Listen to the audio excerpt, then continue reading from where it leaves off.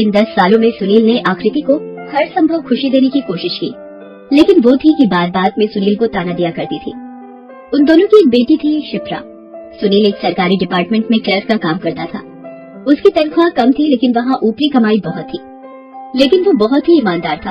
एक दिन की बात है, दोपहर के समय सुनील के दफ्तर में एक सेठ उससे मिलने आया और टेंडर पास करने के बदले 10 लाख रुपए घूस देने की बात कही। आपको बात समझ में नहीं आती क्या? 10 लाख क्या 10 करोड़ भी देंगे तो भी मैं बेईमानी नहीं करूंगा। चलिए अब आप यहाँ से जाइए, मेरा समय मत खराब करिए। शाम को जब आकृति को इस बारे में पता चला तो हाय हाय, ये किस आदमी से मेरा पाला पड़ गया है, मन तो करता है कहीं भाग जाओ। वो गुस्से में उठकर दूसरे कमरे में चली गई। सुबह तक वो दूसरे कमरे में ही लेटी रही। क्या हो गया तुम्हें? बुखार तो नहीं लग रहा है, फिर क्यों लेटी हुई हो? शिप्रा और मेरे लिए नाश्ता नहीं बनाना क्या? हाँ हाँ, क्यों नहीं बनाना, जरूर बनाना है। मुझसे शादी करके तुम एक मुफ्त की नौकरानी जो घर ले आए हो। बातों को इतना घुमा फिरा कर क्यों बोल रही हो? बोलो ना, क्या बात है? आकृति को तो बस मौका चाहिए था। वो उस दिन सुनील पर फूट पड़ी। मुझसे पूछते हो क्या बात है? तुमसे शादी करना मेरी जिंदगी की सबसे बड़ी भूल थी। ना तो मेरे पास ढंग की साड़ी है, न घर में अच्छा फर्नीचर। किराए के मकान में जिंदगी किराए की हो गई है। ना कभी बाहर घुमाने ले जाते हो, न कभी बाहर से कुछ लेकर आते हो। अरे तुम्हारे इस घर में भूत की तरह मुझे महसूस होता है। तभी वहाँ शिप्रा दौड़ती हुई आती है। पापा, मैं आपको बताना भूल गई, हमारे स्कूल की तरफ से सभी लोग एजुकेशनल ट्रिप पर बाहर जा रहे हैं। मुझे भी जाना है। तो जाओ ना बेटा, इसमें दिक्कत क्या है? पापा, 3000 रुपए लगेंगे। 3000? अरे बेटी, तेरे पापा रोटी खिला रहे हैं ना हमें, वही बहुत है। ये ट्रिप की बात भूल जाओ। वैसे भी भिखारियों के बच्चे ट्रिप पर नहीं जाते। ये तुम क्या अलाप शलाप बोले जा रही हो? कुछ तो लिहाज करो, छोटी सी बच्ची है वो। अच्छा है ना उसके लिए, अपने बाप की असलियत उसे अभी से समझ आ जाए तो ठीक है। सुनील बेचारा सब कुछ चुपचाप सुनता रहा। वो जानता था कि वो आकृति और घर की बहुत सारी जरूरतें पूरी नहीं कर पाता है। उस दिन वो भूखे पेट ही दफ्तर चला गया। सुनील के पास पैसे कमाने का हर दिन कोई न कोई मौका जरूर आता, लेकिन उसकी ईमानदारी की नींव बहुत पक्की थी। उसी शाम जब वो ऑफिस से घर लौट रहा था तो कई सारे विचार उसके मन में आ रहे थे। वो सोच रहा था कि पता नहीं आकृति का आज कौन सा रूप उसे देखने को मिलेगा, कैसे वो शिप्रा को स्कूल ट्रिप पर जाने के पैसे देगा। इन विचारों में वो इतना खोया हुआ था कि सामने से आ रही कार का उसे पता नहीं लगा और वो उसे टकरा गया। टकराने से वो दूर जा गिरा। उसके सिर में थोड़ी चोट आई और वो बेहोश हो गया। जब उसे होश आया तो वो एक बहुत बड़े अस्पताल में था। उसके सिर पर पट्टी बंधी थी और उसके सामने एक बहुत ही खूबसूरत लड़की बैठी थी। अरे, आपको होश आ गया? आप कौन हैं? ये मैं कहाँ हूँ? मैं काव्या हूँ। मेरी कार से ही आपका एक्सीडेंट हो गया था, मैं ही आपको यहाँ लेकर आई हूँ। थोड़ी देर में आकृति भी वहाँ आ पहुँची और सुनील को देखकर रोने लगी। हाय, ये क्या हो गया? कैसे हो गया आपका एक्सीडेंट? आप इनकी कौन है? अरे, मैं कौन हूँ? पहले आप बताइए कि आप कौन है? मेरी ही गाड़ी से इनका एक्सीडेंट हुआ है। हाय, क्या दुश्मनी है मुझसे आपकी जो मेरे पति को आप मारना चाहती है? मैं छोड़ूंगी नहीं आपको, फांसी दिलवाऊंगी आपको, फांसी। आकृति अपने घड़ियाली आंसू बहा ही रही थी कि काव्या ने कहा कि मुझसे गलती हो गई, अब बात को बढ़ाकर क्या फायदा। उसने आकृति को कहा कि वो उन्हें 2 लाख रुपए देगी। वो बेकार में मामले को पुलिस के पास ना ले जाए। 2 लाख की बात सुनकर आकृति की आंखों में चमक आ गई। 2 लाख? कम है क्या? बोले कितने पैसे चाहिए आपको? मैं अभी अपने पापा को कॉल करके पैसे यही मंगा लेती हूँ। पापा जी, मैं काव्या इंडस्ट्रीज के मालिक की बेटी हूँ। अरबपति काव्या इंडस्ट्रीज के मालिक की बेटी? ये सुनकर आकृति फूले नहीं समा रही थी। वो मन ही मन भगवान का शुक्रिया कर रही थी कि कितनी सही कार से उसके पति टकराए हैं। उसने काव्या से 5 लाख रुपए मांगे। काव्या वो रकम देने के लिए तुरंत ही तैयार हो गई। तभी सुनील ने उसे टोका। ये तुम क्या कर रही हो आकृति? इस तरह से किसी से सौदा किया जाता है?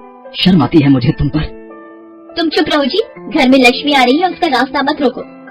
मेरे रहते ये लक्ष्मी नहीं आएगी। काव्या जी, देखिए गलती मेरी भी है। मैं पता नहीं किन विचारों में डूबा था जो आपकी कार से टकरा गया। आप प्लीज खुद को दोषी न माने और न ही कोई पैसा देने की बात कहें। सुनील की बात सुनकर आकृति का मुंह बन गया। वो मन ही मन उसे भला बुरा कहने लगी, लेकिन सुनील की ये साफ गोई काव्या के दिल को छू गई। वो मन ही मन उसे प्यार करने लगी। कुछ दिनों बाद सुनील अस्पताल से डिस्चार्ज हो गया। घर आने पर आकृति ने उसे बहुत सुनाया, लेकिन शिप्रा अपने पापा को देखकर रोने लगी। पापा, मेरे पापा, आप आ गए। आपके बिना घर बिल्कुल सूना हो गया था पापा। सॉरी बेटा, मैं आपके स्कूल ट्रिप के लिए पैसे नहीं दे पाया। पापा, इसमें सॉरी की क्या बात है? मैंने तो उस दिन ही मना कर दिया था कि मैं नहीं आऊंगी। वैसे भी मुझे स्कूल ट्रिप से ज्यादा मेरे पापा प्यारे हैं। आई लव यू पापा, आई लव यू। शर्म भी नहीं आती तुम्हें? अब हमारी इकलौती बेटी भी छोटी छोटी बातों के लिए समझौता करेगी।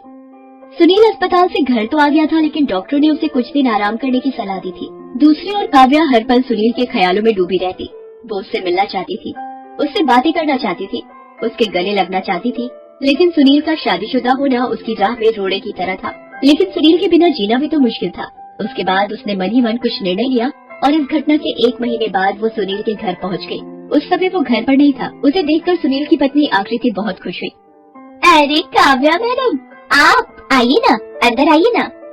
घर के अंदर आते ही उसे शिप्रा अपनी छोटी सी गुड़िया से खेलते हुए दिखाई दी। तब काव्या ने अपने साथ लाया हुआ बड़ा सा टेडी उसे दिया। पहले तो उसने वो लेने से इनकार किया, लेकिन अपनी मम्मी के कहने पर ले लिया। आपके पति नहीं है क्या? जी, वो अभी ऑफिस से नहीं लौटे हैं। उनसे कुछ काम था क्या? अरे, उस दिन उनके कहने पर आपने पैसे लेने से मना कर दिया, लेकिन मुझे घर जाकर इस बात का एहसास हुआ कि मेरे कारण आपके घर पर कितनी मुसीबत आ गई है, इसलिए ये पैसे मैं लेकर आई हूँ। प्लीज आप अपने हस्बैंड को मत बताइएगा। आकृति ने झट से पैसों का बैग उसके हाथ से ले लिया। शाम को सुनील के लौटने से पहले उसने नया TV, fridge, AC, washing machine खरीद भी लिया। जब शाम को सुनील लौटा तो उसने पूछा कि ये सब चीजें कहाँ से आई, तो आकृति ने उसे सब बता दिया। उसने ये भी कहा कि मैं तो नहीं गई ना पैसे मांगने, अब कोई खुद से देकर गया तो क्या करूँ। उसकी बात सुनकर सुनील चुप हो गया। दूसरी ओर काव्या किसी न किसी बहाने से सुनील के घर आने लगी। न सिर्फ घर बल्कि सुनील के ऑफिस भी जाकर मिलने लगी। सुनील को पहले लगा कि वो सहानुभूति के चलते उससे मिलने आती है, लेकिन एक दिन काव्या ने उससे अपने प्यार का इजहार कर दिया। ये आप क्या कह रही हैं? मैं आपकी बहुत इज्जत करता हूँ, लेकिन ये नहीं हो सकता। मैं अपनी आकृति के बिना नहीं रह सकता। काव्या के लिए सुनील की नात दर्द भरी थी, लेकिन सुनील का प्यार वो किसी भी कीमत पर छोड़ नहीं सकती थी। काव्या को अब पता चल गया था कि सुनील की पत्नी आकृति सुनील से ज्यादा पैसे से प्यार करती है, इसलिए उसने आकृति के सामने एक प्रस्ताव रखा। 10 करोड़ और एक 3 BHK फ्लैट, और बदले में आप ये चाहती है कि आप सुनील के साथ उसकी पत्नी की तरह रहे और मैं उसे छोड़कर उस फ्लैट में शिफ्ट हो जाऊं? अपनी बेटी शिप्रा को भी आपको यहीं छोड़ना होगा। मंजूर है, मुझे सब मंजूर है। 10 करोड़ में आकृति ने अपने पति का सौदा कर दिया। वो नए फ्लैट में शिफ्ट हो गई। उसे कुछ पता नहीं लगा कि उसने क्या किया है। अब आकृति हर वो काम करती जो अब तक नहीं कर पाई थी। नए नए कपड़े खरीदती, महंगे होटलों में खाती। अब तो उसके पास अपनी महंगी गाड़ी भी थी, तो वो उसमें घूमती। सारी दुनिया उसे अब रंगीन लगने लगी थी। लेकिन 2 महीने बाद ही उसे ये बड़ा सा घर काटने को दौड़ने लगा था।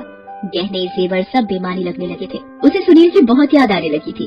अपनी बेटी का चेहरा उसके आगे घूमने लगा था। एक रात जब वो सोई तो उसने सपने में देखा कि सुनील बहुत बीमार है। सवेरे जागते ही वो भागी भागी अपने उसी घर में गई। वहाँ जाकर देखा कि सुनील तो बिल्कुल ठीक है। वो किचन में अपने और शिप्रा के लिए नाश्ता बना रहे हैं। सुनील, शिप्रा। आकृति की आवाज सुनकर सुनील दौड़कर उसके पास आया। आकृति, तुम यहाँ? मुझे माफ कर दो सुनील, मैं तुम दोनों के बिना नहीं रह सकती।